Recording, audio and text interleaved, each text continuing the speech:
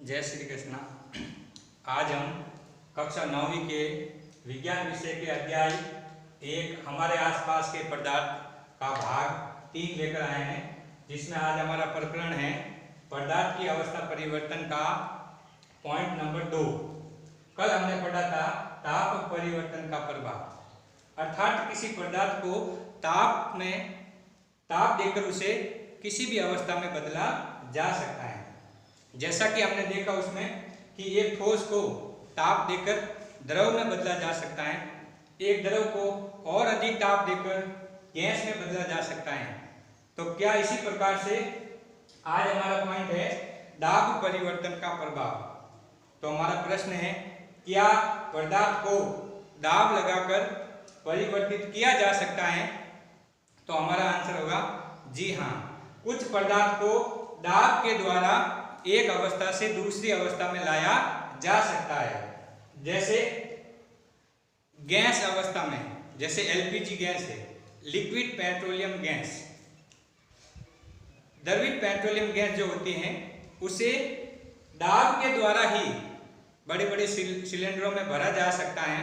CNG gas, compressive natural gas, संपीड़ित प्राकृतिक gas, अर्थात प्राकृतिक गैस को दाब परिवर्तन की अवस्था के द्वारा ही उसे एक अवस्था से दूसरी अवस्था में बदला जा सकता है।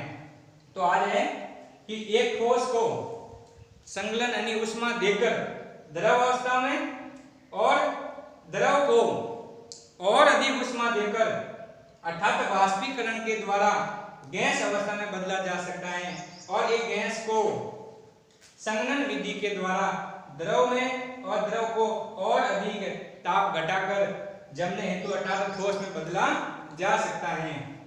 अब हमारा पॉइंट है कि एक ठोस द्रव में बदले बिना सीधा गैस में बदल जाता है तो वो कहलाता है ऊर्ध्वपातन, और एक गैस बिना द्रव में बदले ठोस में बदल जाती है वह कहलाता है निक्षेपण। तो आज हमारा पहला पॉइंट है इसमें कि दाब परिवर्तन के द्वारा गैस को द्रव में बदला जा सकता है।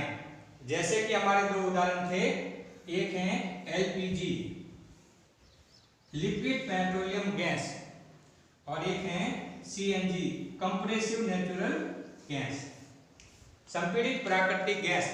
इन गैस को दाब लगाकर बड़े बड़े सिलेंडरों में भरा जा सकता है, सीएनजी और एलपीजी को।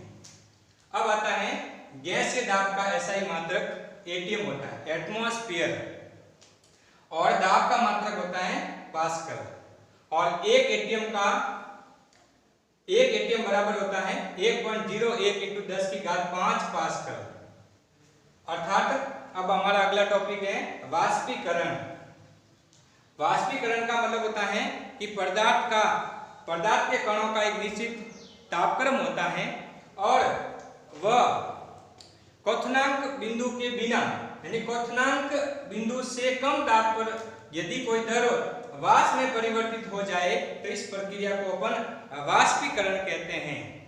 जैसे एक गीले कपड़े को सुखाया जाता है तो वह तापक्रम क्वथनांक बिंदु से कम तापक्रम पर भी वह वाष्पित हो जाता है, अर्थात उसके अंदर के जल के कण वाष्पित होकर गैसीय अवस्था में बदल जाते हैं, जल वाष्प में बदल जाते हैं। अब आता है वाष्पीकरण को प्रभावित करने वाले कारक, अर्थात वाष्पीकरण को प्रभावित करने वाले मुख्य 4 कारक होते हैं, जिसमें पहला है सतह क्षेत्रफल का बढ़ना, दूसरा है तापमान में वृद्धि होना, तीसरा है आर्द्रता में कमी, और चौथा है वायु की गति में वृद्धि। तो पहला है सतह क्षेत्रफल का बढ़ना। इसके लिए अपन एक सरल सा उदाहरण दे सकते हैं।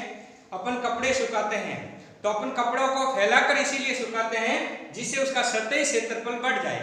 सतह क्षेत्रफल बढ़ने से उसकी वाष्पन की प्रक्रिया बढ़ जाती है।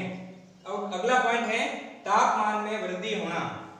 तो तापमान में वृद्धि करके पदार्थ के कण गतिज ऊर्जा अधिक पाकर वह जल्दी से वाष्पित हो जाते हैं, अर्थात गीले कपड़ों का सूखना तापमान में वृद्धि के कारण से होता है फिर है आर्द्रता में कमी, अर्थात जो वायुमंडल के अपन मुख्य 3 घटक पढ़ते हैं, 78% नाइट्रोजन, 21% ऑक्सीजन और 1% में अन्य गैसें, और उसमें भी कुछ मात्रा में जल वाष्प भी होता है, जल के कण भी उपस्थित होते हैं। तो आर्द्रता में कमी का मतलब होता है कि आर्द्रता में यदि कमी होगी, अर्थात वायु में जल की कुछ निश्चित मात्रा उपस्थित रहती है, तो उस मात्रा में यदि कमी कर दी जाए तो वाष्पीकरण की प्रक्रिया भी क्या हो जाती है, प्रभावित होती है। फिर आता है वायु की गति में वृद्धि, अर्थात वायु यदि तेज गति से चलेगी तो उसकी गतिज ऊर्जा बढ़ेगी, और गतिज ऊर्जा का बढ़ना मतलब वाष्पीकरण की प्रक्रिया को प्रभावित करता है। अब आता है वाष्पीकरण के कारण शिथिलता, अर्थात अपने एक साधारण से उदाहरण से इसको स्पष्ट कर सकते हैं कि एक ठंडे जल से भरे गिलास के आसपास उसकी सतह पर हम जल की छोटी छोटी बूंदें देखते हैं। तो ये जल की बूंदें जब अपन बर्फ को किसी गिलास में रखते हैं तो उस गिलास के आसपास की सतह में तापमान की कमी रहती है, और इसके कारण से जो सतह के आसपास जल वाष्प होती हैं वह संघनन प्रक्रिया के द्वारा जल में बदलकर उसकी गिलास की सतह के ऊपर जल की बूंदों के रूप में दिखाई देती हैं। या दूसरा उदाहरण गीले कपड़ों का सूखना, ये इस प्रकार का उदाहरण को स्पष्ट करती है। अब है कि हमने पदार्थ की मुख्यतः 3 अवस्थाओं के बारे में इस पाठ में पढ़ा, जिसमें पहला है ठोस, दूसरा द्रव और तीसरा गैस, यानी सॉलिड, लिक्विड और गैस। ये 3 स्टेट अपन ने पढ़े थे। आज अपन इसके अलावा भी 2 स्टेट और होते हैं, जिसमें चौथा है प्लाज्मा। इस अवस्था में कण अत्यधिक ऊर्जा वाले कण और अत्यधिक उत्तेजित होते हैं, और ये कण आयनित होकर एक चमक के रूप में प्रकट होते हैं, और ये अवस्था कहलाती है प्लाज्मा। अर्थात इसके 2 उदाहरण हैं फ्लोरोसेंट ट्यूब में भरी जाने वाली गैस, जिसमें हीलियम गैस भरी जाती है, और नियॉन बल्ब में भरी जाने वाली नियॉन गैस, और इनके कण ऊर्जा पाकर जल्दी से आयनित हो जाते हैं, और आयनित होने के बाद एक चमक पैदा करते हैं, और ये अवस्था कहलाती है प्लाज्मा। इसके बाद पदार्थ की 5वीं अवस्था आती है BEC, बॉस-आइंस्टाइन कंडेंसर।